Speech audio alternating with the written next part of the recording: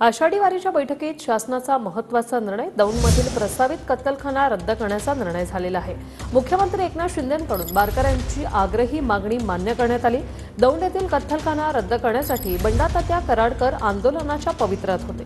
वारकऱ्यांच्या मागणीची दखल घेत कत्तलखाना रद्द करण्याचा निर्णय घेण्यात आलाय।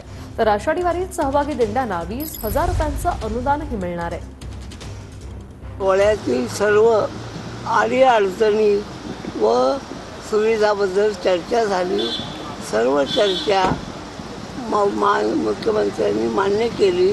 विशेषतः दौंड शहरामध्ये जो प्रचंड कत्तलखाना उभा राहत होता तो राहू नये अशी वारकऱ्यांनी मागणी केली आणि ती मागणी शासनानं मान्य करून मुख्यमंत्री साहेबांनी लगेच कत्तलखाना रद्द करण्याची घोषणा केली। आज आषाढीची बैठक होती।